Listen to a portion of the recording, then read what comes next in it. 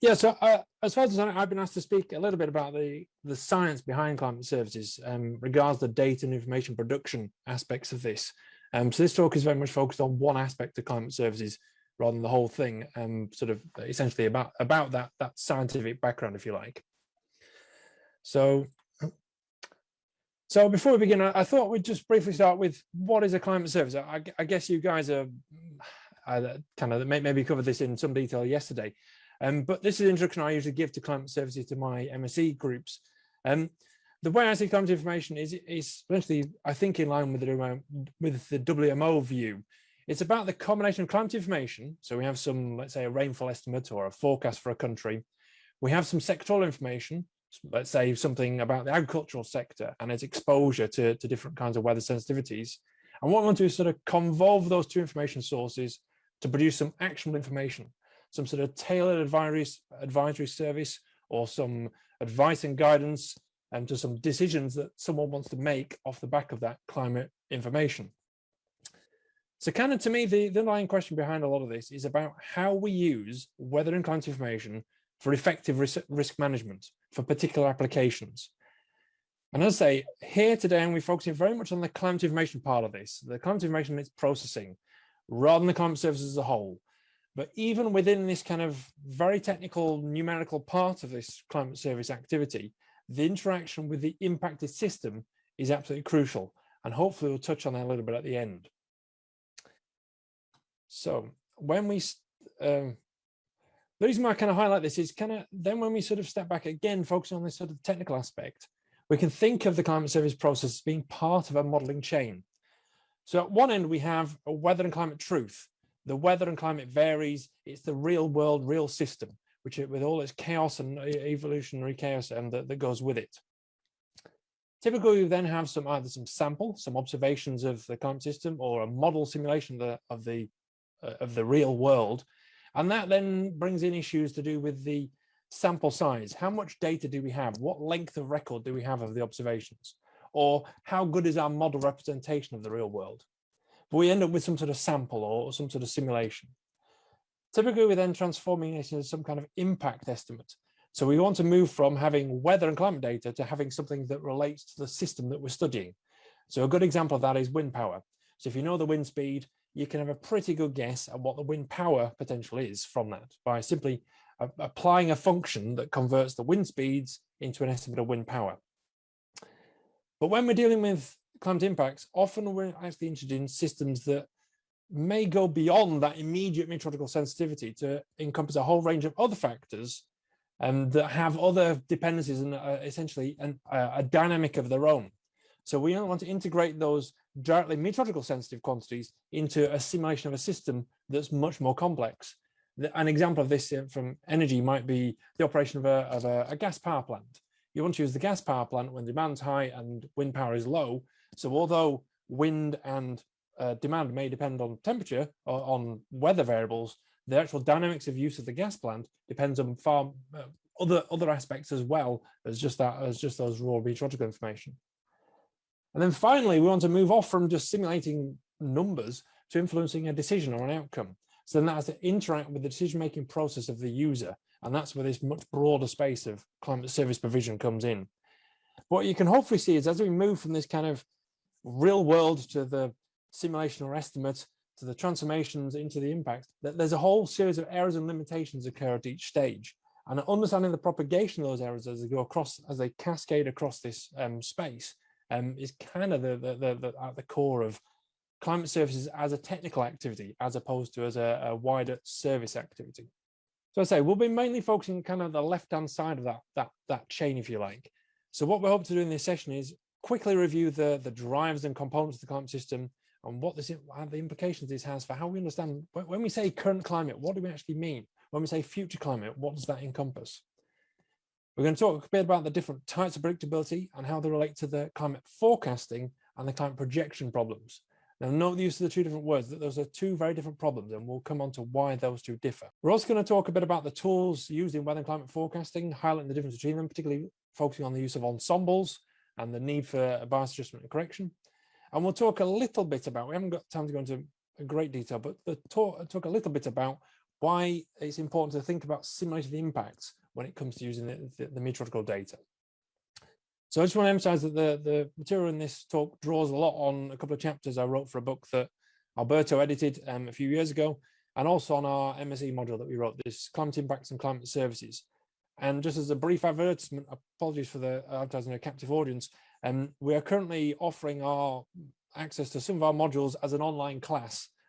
So if people are interested in sort of learning more about this, particularly this technical aspect, then please do follow the link below and consider having a look at the modules and maybe enrolling on the class, and maybe see some of you there. So back to the outlines for today. Sales pitch over. So the outlines phase, we're going to briefly do the drivers and components, types of predictability, tools and for weather and climate forecasting, and then think a little about the impacts. So let's go on to the drivers and components of the climate system. So at its heart, the weather and climate system is driven by relatively simple drivers. We have differential insulation and rotation. By differential insulation, I just simply mean that the equator, near the equator, is heated more strongly than near the poles. So that sets up some kind of temperature gradient. On the other hand, we have our rotating planet, and it is rotating rapidly, that constrains the motions that can occur that help to transport that energy from the equator towards the poles. And essentially, it's about this atmospheric heat engine that's essentially driving the motions of the atmosphere. The key point is that the large-scale structure of the atmosphere and ocean circulation is relatively well understood. There are a number of things that we understand quite well, the formation of Hadley cells, the formation of jets, so on and so forth. But when we come to actually simulating and predicting it, this is the kind of thing we're actually trying to simulate. We understand the kind of the broad patterns, if you like, and there's a very good understanding of those. But when we're actually dealing with predictions of actually what's going to happen, the kind of things we're actually trying to simulate and predict look much more like the filaments that are on the evolving, the animation on the right. Without getting into details of exactly what the plot's showing, you can think of it as a trace of atmospheric motion. But what you can hopefully see is that the fine filamentation, the very detailed picture that emerges, as opposed to this kind of broad brush, very simplistic picture of Hadley cells and jets and so on. And these are the kind of problems that we're actually trying to simulate when we're trying to get to the weather and the climate that actually impact on human and environmental systems. More than that, the climate is not just the atmosphere. The climate system contains many components that evolve on very different timescales. So often when we when into this sector, we often think of the atmosphere as essentially, more technically, it's the troposphere. It's the bottom about 10 kilometers or so of the atmosphere that evolves on timescales of hours to days. And essentially after a few hours to days, the predictability is lost. I'll come to that in a moment. But there are other components to the climate system that evolve on much longer timescales. For example, the upper atmosphere, known as the stratosphere, the bit above 10 kilometers, evolves on longer timescales than the lower part of the atmosphere.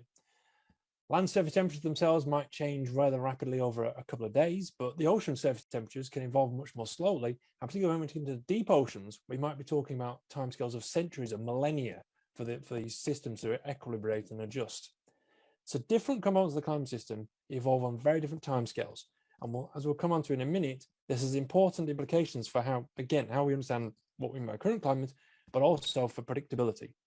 And here we are. This is kind of trying to draw that home a little bit. We talk about present climate. We all think we've got a good idea of what we mean by present climate. But here's a really nice paper by a colleague of mine, Jan Voland, from 2019. He built, in his mind, a fictitious wind farm. And imagine this wind farm lasted for 15 years. So he built it, it lasted for 15 years. And he asked, what would the expected output from that wind farm be over its entire lifetime?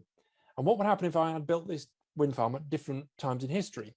So he's using historical weather data to quantify his expected yield from this wind farm. And what he found was if he built this wind farm in 1980, the yields are very high. On the other hand, if he built it in 1960, the yields are very low. And we're talking about something like a 10% swing between those high and low years. So even when we think we understand what we mean by present day climate, it can be quite a subtle thing because it varies on very long timescales. So how we understand and how we quantify what we mean by present climate isn't just as simple as looking at the last 30 years and saying, well, that's a done deal. It's just that's what current climate is. It's complicated. You have to unpack some of those issues around this slowly evolving components of the climate system. And it gets even worse when we think about future climate. Apologies for the slightly dated picture now. I'm sure Johan can give us a more updated one from the more recent IPCC report. But essentially, the message is the same. We know climate is changing. We know it's attributable to greenhouse gases. We know global temperatures are warming. There are some projection uncertainties on that, depending on which scenario we pick and which climate model we're using and so on. we're very confident in that picture. But when we come down to the response at local scales, and particularly for phenomena that don't directly depend on temperature, so things like wind speed or precipitation or solar radiation, for example, the uncertainty can be quite profound. That there's a lot more going on at that local scale to do with natural variations rather than these forced long-term greenhouse gas increases. And I'm trying to illustrate that with a little sketch diagram on the bottom right here. So here I've sort of imagined that our climate is made of 3 different components. One is a slowly varying component that we talked about, the ocean evolving on long time scales.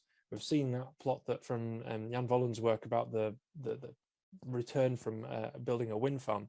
Let's imagine we have some sort of slowly evolving decadal scale signal, the red line. We also have some random year-to-year weather that just happens on top of that. That's the green line. And set against that, we also have this long-term warming trend driven by greenhouse gas increases. Our climate is somehow a superposition of these 3 things, the purple line. We've sort of put them all together. But you can imagine, firstly, if you're trying to define what you mean by current climate, it's quite complicated. You need you at least need a big sample to try and begin to quantify what we mean by today's climate. And secondly, when we think about future climate, we can see there's a number of things that matter. And particularly when you think about the near future, these other components other than the trend can be very significant. They can have quite a profound impact. So particularly if you're on this little sketch graph, and I emphasize this is just a sketch, it's not real data. You can imagine if you sat here about year 10, then although the long-term trend might be to warming, the blue line, you can see that the actual climate, the purple line, actually leads to a reduction in climate, for a reduction in temperature for the next few years. So there's a complicated set of different processes operating at different timescales. And so it can be quite complicated to understand what we mean by future climate and even in the present climate. So that's a little bit about the drivers and components of the climate system. But what does this mean in terms of predictability? From what I gather, that one of the themes of the summer school is seasonal prediction. Is sort of one of the focus areas. So how does this relate to all of this? So what do we mean by predictability in climate? Well, it's often helpful to think of weather and climate forecasts as spanning a different range of prediction timescales. On the very short term, and we have things like nowcasting, hours ahead, and traditional weather forecasting, up to a few days ahead. That's kind of one end of the spectrum. On the other end of the spectrum, we have climate projections, things to do with what the climate's going to be like in 2100 or 2050, and many years into the future. And there's a connection here between the kind of timescales we're thinking about and the climate components we need to consider. So, for example, this talk was originally given at a workshop in Copenhagen. So I asked people to think about, compare the challenge of forecasting Copenhagen's daily temperature for the next 1 to 3 days, what kind of information you might need to do that, versus predicting Copenhagen's average summer temperature 30 years ahead. So you can see immediately there's kind of 2 different things going on, and the information you would need would be very different between those two types of prediction. That's because they're associated with 2 different kinds of prediction problem. So commonly, if you read the literature, you would often come across 2 kinds of predictability. They often call it just the first kind and the second kind. And to that, I often try to add a third kind, which I've called zeroth order predictability. And to illustrate that, I'm going to use, this might seem a little bit complicated to start with, but please bear with me, use a model developed by Ed Lorenz back in the 60s and 70s.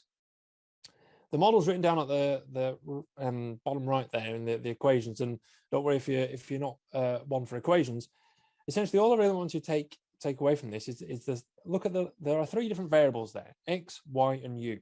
They correspond to our variables in the climate system. So let's imagine that 2 of them are observable, x and u. They might be rainfall and temperature at location, and y is some non-observable property. Let's say the state of the deep oceans or something. And what you can see is that hopefully from you can see for the equations is that the bits on the right-hand side of the equations all have little subscripts of t-1, and all the subscripts on the left-hand side of the equations are subscripted t. So essentially the state of the system at time t depends on the state of the system at the previous time step. That's all it's saying. So if you know the state of the system now, you can use these equations to move that system forwards in one time step and predict it and give it state at the next time step. The point behind this is that you can then, if you know the state at a particular time, you can run this model forward, you can run this forward and predict the state at a future time. So for example, if we know we're in this little blue area to start with, we know the values of X, Y, and U, we can run this model forward and it will predict where we're going to be at the next time step, at the next time step, the next time step, and we can follow that forward in time. It produces a trajectory. We can see how the state moves in time. And if you run it forward long enough, it just starts, in this particular model, it starts wrapping up into what's called an attractor. So essentially, you're sketching out all possible states of U, Y, and X over time. And we call this range of possible states the attractor. And this corresponds to our most basic form of predictability. If we know something about the shape of the attractor, we can say something about the range of possible states that the system can exist in. So here we have this attractor shape. We can say that in general, we expect X to be somewhere kind of in the middle, around about 0. It's occasionally reaching out towards the tails, around about 20. But we can say something about X and its distribution. We know that something about the probability distribution of that variable X. As another analogy, we can think of this as like a pin board. So this diagram on the right, we have these balls in a bucket at the top, and we're dropping them into a pin board, and they're bouncing down between the pins, and they're dropping out at the bottom. And obviously, if we collect them in these buckets at the bottom, in general, there's going to be more balls falling in the middle buckets than the edge buckets. We can say something about the distribution of those balls. We know they're going to lie within a certain range. We know something about that they're more likely to be in the middle than the edges. And this essentially, to me, is the first kind of predictability that's often relied on in climate services. It's about understanding the range of the possible in present day climate, whatever that means. And as I say, this is often used in a number of applications. This one on the right is an example I use from our own work on wind power in the UK. We're interested in wind power droughts, and we were sort of using a long-term climate record to do that. And you can start to analyze the period of the length of return periods of extreme droughts and so forth. This kind of information is often used from what's called reanalyses. These are reconstructions of past climate, effectively. So that's our zeroth kind of predictability, if you like. But let's think about now the first kind of predictability. So we've done zeroth, now we're on to the first. And I want to consider this in analogy to weather forecasting a few days ahead. So let's suppose we start from a system at time t1, and we have some observation system. So we know it sits in this little blue box. So we know X and we know U to a given level of accuracy. We don't know it perfectly, but we know it sits somewhere inside this little blue box. What we'd like to do is understand what the system's going to do at some future time t2. So we can run that model forward, and we can run the evolution of the system forward in time. What you can see, though, is depending on where you start in this little box, the trajectory you evolve on can be very different, and it diverges over time, and they're spreading out. So our uncertainty at this initial time t1 was this little box, but by the time we evolve the state forward in time by some distance, you can see that our bounding box of where the system may exist is much broader. X could take a much wider range of values. U could take a much wider range of values. So this initial uncertainty grows rapidly. And this is this so-called butterfly effect, if you like. It's small errors in your knowledge of the starting state lead to big errors in your knowledge of the future state. And for this reason, we call it an initial condition problem. It's our lack of knowledge about the initial state that leads to a bigger uncertainty in our knowledge of the future state. Now, one of the fundamental principles is it doesn't really matter how accurately you know this thing. You know it more and more accurately, you can start to tie it down, but there's a finite limit to which you can go. There's a limit to the distance that this type 1 predictability exists. Essentially, no matter how accurately you know this initial starting state, any small error will grow over time, and eventually you won't know anywhere. You won't know where on earth it is on the attractor. It saturates at being as wide as the attractor was to start with. So we talk about the saturation of the uncertainty. And as a technical note, perhaps for the people who have maybe come across this more in the past, there's a strong scale dependence in this. So particularly when you're dealing with real weather forecasts, if you start to look at things on larger spatial scales, longer time averages, then you tend to get more predictability. This saturation effect occurs at longer time scales into the future when you're dealing with predictions. And to link that back to the pinboard thing, you can think of this as you're still dropping the balls in at the top, but now we want to know the pathway of one particular ball. So here, the red one, essentially we want to know which bucket this particular ball falls into. So things we might want to know about are, is the ball moving that way or this way? Is it spinning? Things like that. It's something about knowing the initial starting state of the ball will hopefully help us predict which bucket it falls into at the bottom. But you can see it's quite a different problem to understanding the distribution of all the balls when we throw many balls down the pin board. So that's first kind of predictability. Now the second kind, and this is in analogy to climate projection predictions decades ahead. So we're now dealing about changing the statistics, the distributions of variables, rather than trying to predict any one path of a ball. So here we can think of a climate change impact. So back in our Lorenz model, we can think of this as affecting one of the parameters. Forgive me, I've misintroducing these parameters, but essentially the models have a number of parameters that multiply some of these variables. If we change one of these parameters and increase it, what happens is our attractor gets modified. And that's what's shown in this sort of central plot here. So the black lines are the old attractor before we modified the climate, and the grey lines are the new attractor. What you can hopefully see is now the system prefers to exist towards the left. It goes in, towards the right. Let's get my left and right mixed up. Towards the right. So it tends to spend more time in the right-hand lobe rather than the left-hand lobe. What this means is the distributions of the variables x and u are modified. That's what's shown on this right-hand plot. So this is our original distribution of x, the black curve. That's kind of where x sat most of the time. Now the whole thing shifted to the right. So it shifted the probability of finding x at a given value. And the predictability we have depends on the strength of this response compared to the change in the forcing, this change in the parameter, compared to the unforced variations, compared to the random variations, the random whirling around the attractor to start with. And for this reason, we refer to it as a boundary condition problem. We're changing the boundaries of the model. We're changing the parameters. We're changing the dynamics of the system. It's how much of a kick we give that gives rise to the predictability. So we're changing the boundary conditions. So in the real world, we might think about changing the boundary conditions as being increasing the greenhouse gases. How much does that then alter the statistics of climate?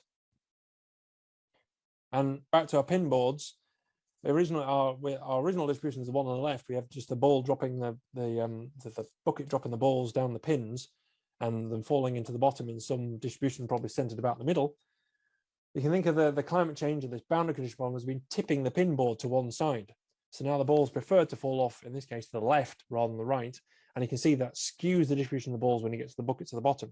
So we've skewed that distribution of our variable x. And that, in a nutshell, is what we mean when we're talking about these boundary condition problems, the climate change projection problem. So going back now to our weather and climate forecast, here's our original diagram with the various different timescales on. And I say we can think of the left-hand side of this, the nowcasting and traditional weather forecasting as being predominantly an initial condition problem. And on the right-hand side, we can think of our climate change projections for 2100 or 2050 being a boundary condition problem. So one is about, do we know today's weather exactly and how well can we forecast that a few days ahead? The other one saying, well, how much does the statistics of weather change given more greenhouse gases? The really interesting space sits in the middle. You have these kind of mixed problems where for some parts of the climate system, some components in the climate system is essentially a boundary condition problem.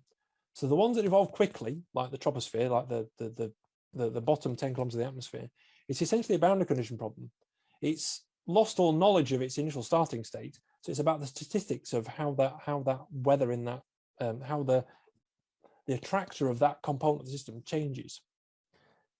On the other hand, for slower evolving components of the system, it's an initial condition problem. So the ocean evolves slowly. The temperature of the ocean, for example, might evolve slowly.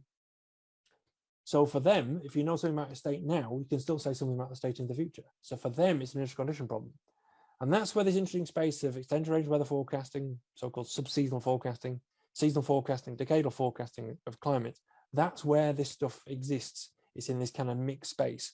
We're relying on the slow components provided with some initial condition predictability, but you're treating the actual problem itself as a boundary condition problem. You're trying to look at the statistics of climate that are coming out, the statistics of the weather that's coming out of the troposphere. And just to kind of give a bit more detail into that there are a number of sources that we might rely on for this long-term predictability. Example of this include so-called stratospheric harbingers. Essentially, if you know something about the state of the stratosphere, then it, at one time it tells you something about the state many tens of days into the future, and that can propagate down from the upper atmosphere down towards the surface. There are patterns of tropical convection. People may have come across the Madden-June oscillation. So this is a coupled ocean atmosphere phenomena that runs across the sort of the maritime continent region, Indian Ocean, the Pacific, and that can have consequences for European climate 7 to 10 days ahead. There are other areas of sea surface temperature patterns that can influence the large-scale atmospheric flow. The point is that these are usually tied to some physical mechanism, and they usually give some kind of distinctive pattern. And this is something we'll come back onto later, these patterns of climate and how they might be used. But the changes are often in these things are actually often quite subtle relative to the random variability of the system, the internal variability of the system. So there's often challenges of signal to noise problems of extracting whether it's a signal detected or whether it's just a random occurrence. So for one example of this, from our own work, we've looked at the North Atlantic Postulation. This is a very well-known climate pattern that affects the Euro-Atlantic sector, often measured at index, and has a really strong impact on European climate.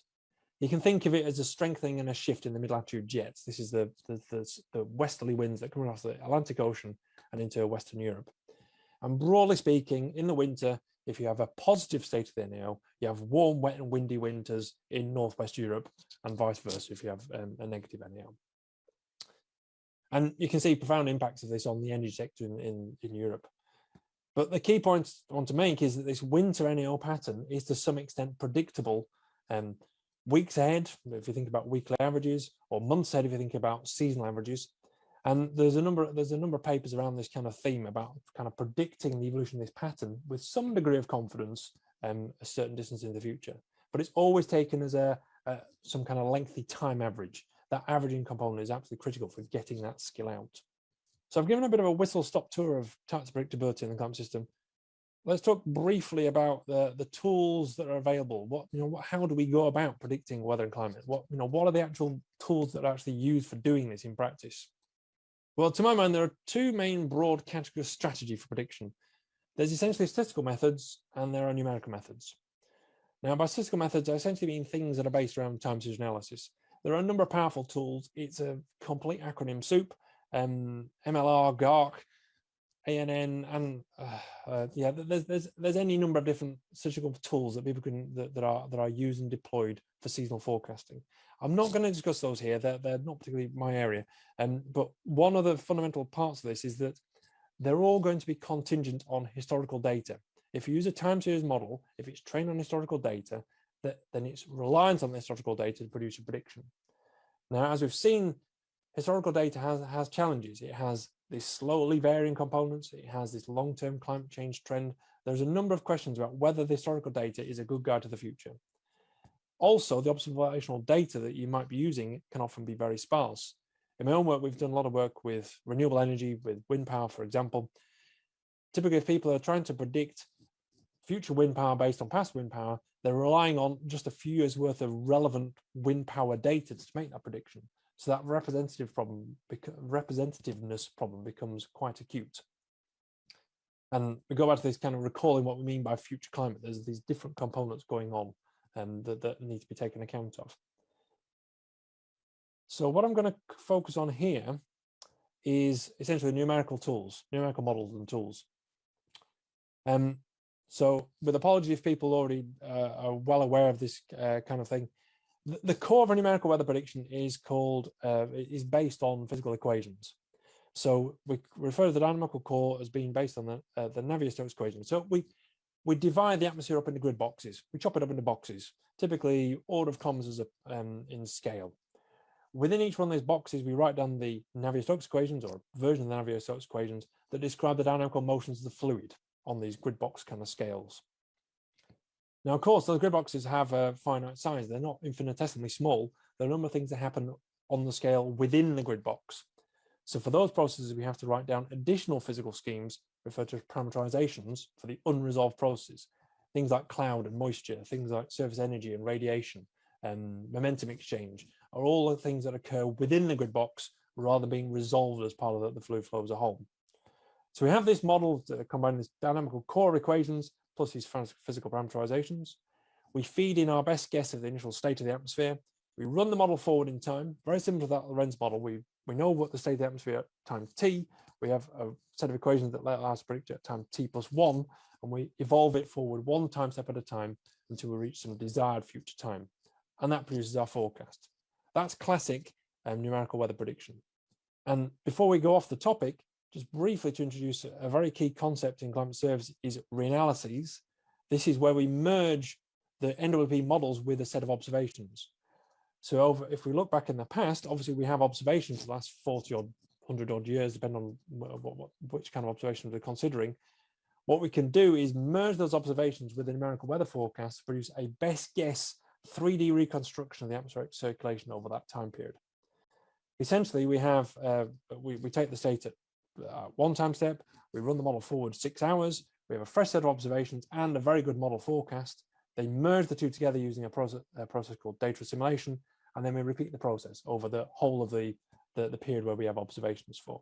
And we refer to these as reanalyses, and there are many great products available in that space. But back to prediction. We talked about numerical weather prediction, numerical weather prediction models. In general, we run these things as ensembles. So we talked about the growth of initial condition uncertainty. This was back to our Lorentz model. We saw these trajectories diverging over time. Well, we have the same problem in the real atmosphere. We don't know the state of the atmosphere perfectly at our starting time. Our observations have limitations, they have errors in them. So we have multiple guesses of what the state is now. Each one has, sampling some uncertainty in our observations. We run all of these different realizations of the present day forward in time to produce an ensemble of realizations of the future. So we have multiple realizations of what the weather is going to be at some forecast time horizon. For example, the ECMWF forecast has 51 members, 51 different realizations of today, all run forward in time to produce an ensemble of estimates of what might occur in the future. So that's kind of at the core of numerical weather prediction are these ensembles. On the other hand, we're sort of moving now from the kind of the short range kind of problems, the numerical weather prediction problems, through to the long-term climate change type problems. We have a different class of models that are based on very similar ideas, essentially numerical weather prediction models, but they typically run at lower resolutions. The grid boxes are much larger. They run much longer simulations, so we're talking hundreds of years rather than on order of a week, and they resolve many more of the climate processes. Remember these slow evolving components of the climate system, like the ocean, like the sea ice, like the land surface, and so forth. We typically refer to those as GCMs, or global climate models, or more properly, global general circulation models, but GCMs. And often these things, because of limitation of the resolution, because the grid boxes can be quite large, we often run a regional climate model that takes the output from a global climate model, picks a zone of interest, and runs a finer resolution downscaling of it. So it tries to produce finer grid boxes within a limited area, and these are called regional climate models. So we talked about a little about the short range numerical weather forecasts. We've talked about the long range climate change projection models, the GCMs. The bit in the middle now is kind of possibly one of the more interesting bits, and we talk about this S2S forecasting, or subseasonal to seasonal, or extended range. The more mean roughly the same thing. It's this kind of weeks to months to maybe a year or two ahead kind of time scale. These tend to use intermediate resolution models, so they tend to be kind of a bit lower than the numerical weather forecasts, a bit higher than the climate change projections. They include some of the process of climate models, but not all, and they tend to use these large initial condition ensembles. And a central concept here is that they're always produced in pairs, or there's always a paired system. They run forecasts of what's going to happen in the future based on the best guess of where we are today. They run that forward in time. They also run a paired set of experiments with hindcasts. They run it over a period of the past. They reforecast the past, if you like, where we have a set of observations to compare it against. Different producers have different systems. There are different kinds of ensembles. ECMWF, for example, run what's known as a burst ensemble. Essentially, they launch a large number of members from a particular time. So they pick 0Z, midnight, UTC, and run 51 members forwards. Other ones, such as NCEP, do what's called a lagged ensemble, or a staggered ensemble. Essentially, they launch 4 at midnight, 4 at 6 o'clock, 4 at noon, and so on, and they can be combined to produce a larger ensemble. They also have different structures of how they do these hindcast forecast pairs. I'll come on to why they run them in a minute, but they always come onto these hindcast forecast pairs. Some of them use a fixed historical period, like NSEP. Other ones reproduce them afresh every time, like ECMDF. So there are structural differences in how these things are produced, but there's always an ensemble produced. That the ensemble is absolutely critical. But why do we produce these hindcasts? I've mentioned them a few times now. The reason is that let's think about a particular forecast. So we're forecasting from today out to 3 weeks ahead. Well, that forecast trajectory might contain a number of different components. One is the predictable evolution of the weather conditions. That's the thing we're looking for. It's the predicted evolution of the weather conditions. It might also contain something about the time varying component of the mean state. So summers are warmer than winters. So we'd expect our forecast from March into April in the Northern Hemisphere to gradually get warmer. So it might include a component of that. So that's fine as well. But all models are biased. All models tend to have deficiencies in their representation of the real world. So we might also have a drift from the true climate state towards a model climate state. And I'm trying to sketch out what I mean on this right on the plot here. So in the black line, we have an observational climatology. So it runs from January through to June down to December, Northern Hemisphere temperature. Let's imagine it's Northern Hemisphere temperature. So it's cold in winter, warm in summer. So what you can see is you can see the seasonal cycle rather clearly. The model, however, in this case, again, it's just toy data. It's just stuff I've made up, but it illustrates the point. The model itself, though, is always cold biased. It's always a little bit colder than the real world. So it's shown by the dotted line. You can see it's always a little bit below the solid black line. So it's always a little bit colder. So now if we launch the model from a particular time, actually we do a particular month here. So let's launch the forecast from February, month 2. We launch it forward in time. What we can see is that the trajectory might diverge off from the forecast is gradually drifting on average. If you were to do that many times, always launching from February and average over that many times, what we'd find is that the model would gradually drift away from the true climate. We'd expect on average it to follow the solid black line, but in reality what it's doing is gradually drifting towards the model's preferred climate, which is the dashed line.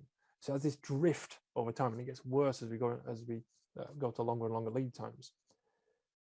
Because you've got a hindcast, however, you can assess that. You have lots of forecasts, all from February, all from the past. You can work out what the average model drift is over that time.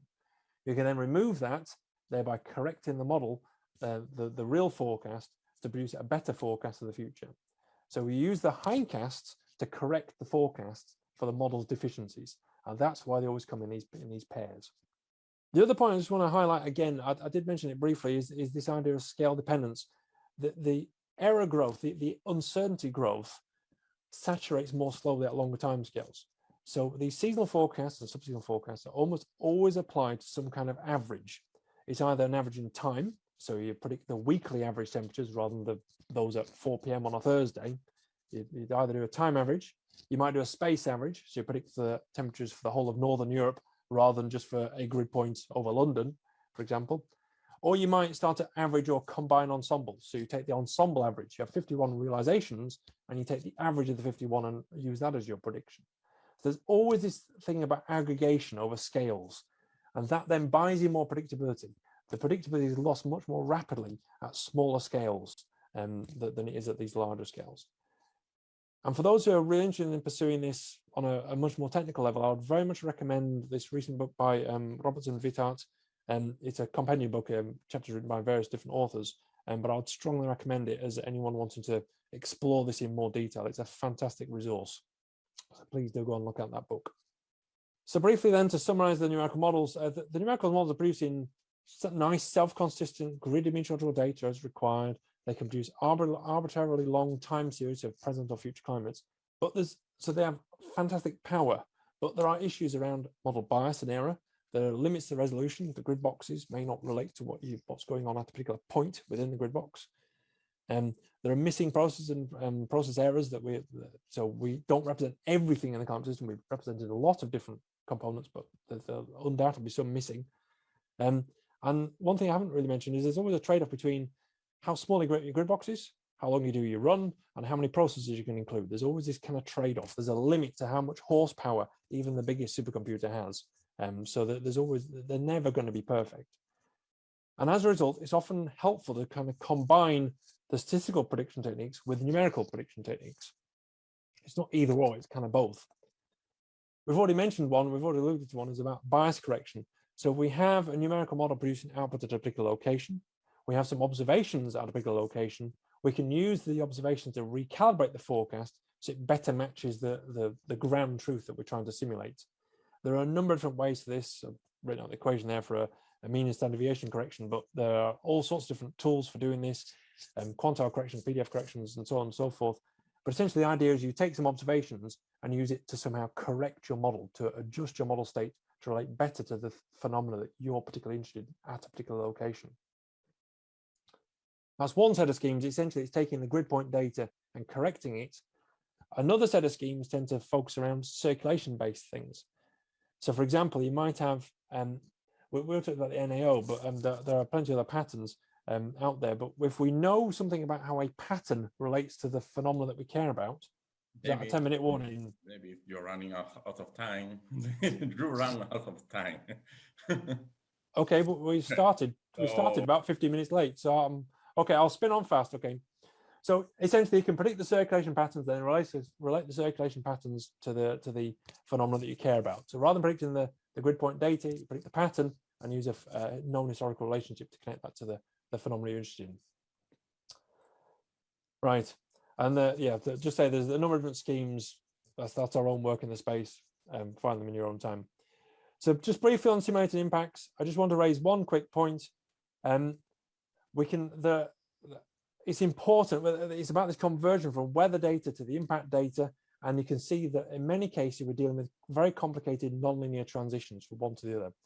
This really matters when it comes to assessing data, because essentially that averaging, the conversion process changes the nature of the data, and it changes the skill and the prediction and the quality of the prediction you're making. And this matters a great deal more if you're dealing with complex impacts. So there you go. I'm pretty sure I haven't run too badly over, because I think we started rather late, if I'm honest. But anyway, we've briefly reviewed the climate components. We talked about types of predictability. We've looked at some of the tools, and we didn't really discuss the process of simulated impacts, but hopefully you guys can pick up on that in other sessions. Yeah, if I was to kind of really leave with one concluding thought, is don't forget the understanding of things. So there's a tendency that people often go to kind of grab climate data and then try and use it blindly. It's always worth understanding the data and what information and what decisions it can and can't support. So if I had one thing, it's just to work with climate people, work with climate scientists, rather than just grabbing the data and going off and using it. So I think that collaboration piece is very important. And I'll stop there. Thank you. Okay. Thank you very much, David. It has been really interesting. Please, if you have questions, put them now in the chat. Also, if you are watching this in YouTube through streaming, you can ask there. And our team will pass the questions to David. We have one at the moment. This is about RCPs, and this is by Praveen Kumar. He's asking how RCPs are framed. As for SEMIP6 release, the RCPs were changed as SSPs. I think that he wants to know what has been changed between the RCPs and the SSPs. I would defer very much to your expertise on that, Johan. I've not been that closely involved in the IPCC process, so I haven't followed this closely. As I understood, there were shared socioeconomic pathways, so that I don't know exactly how that transposes into greenhouse gas concentrations. I suspect you're far better placed than I am to comment on that one. Okay, more questions. One by Anthony. Is it clear whether seasonal forecasts are either IC or BC problem or both? And will it be logical to analyze daily evolution based on a seasonal model output? Well, this is a really good question. So the answer to are they IC or BC or both, I would say the answer is both. As I tried to sort of suggest in the talk, you're relying on the initial condition initial conditions skill of the slowly evolving components. So for example, your model might be initialized to have a particular starting state of the stratosphere, and you're relying on the persistence of that, or the being able to predict something of the evolution of that, that provides the boundary conditions to the lower atmosphere, which is what you're actually concerned about in terms of measuring the impacts. So it's a bit of both is the answer, but essentially the skill is coming from the initial condition of the slow evolving components. In terms of the analyzing daily evolution, I think that's a really interesting question. I don't think anyone really knows a definitive answer to this. I tend to think that we should be. So I wouldn't ever try and produce a prediction for 3 p.m. on Thursday, the 25th of October, using a seasonal forecast initialized today. That kind of stuff is just ridiculous. No one is ever going to predict the weather on a particular day or a particular hour several months ahead. It just doesn't work like that. What is the difference between the S2E's forecast and seasonal forecast SECLI-FIRM that both are produced by the EEC and WF? And thank you for the talk by Cedric Garcia. Okay, well, okay. In terms of the technical differences, I don't know is the short answer. I believe the EC system just runs on for a period after it's finished its subseasonal for some forecasts. Yeah, I think I'd have to go and actually pour into the details of the actual system itself to give you the chapter and verse on what varies in the subseasonal range and the seasonal range on the EC system. It varies from one system to the next, so I have to admit I don't follow that closely to know the exact details of what varies in one system and the next. But yeah, I don't know if did we answer the previous question? I don't know. But just briefly on that issue, I want to come back to that about using the daily data from seasonal forecasts. Like I said, I don't think anyone in their right mind would try and predict the weather on a particular day from a seasonal forecast. It just doesn't work like that. But when we're dealing with trying to understand complicated impacts that depend on the weather data you're feeding into the impact model in a very complicated way, then I would rather see us using the highest resolution data we can from the seasonal forecasts, converting that into the impact, and then time averaging, rather than doing the averaging on the weather data before you put it into the impact model. But I think there's arguments both ways. It depends exactly what it is you're trying to predict. Okay, one question more. This is about artificial intelligence.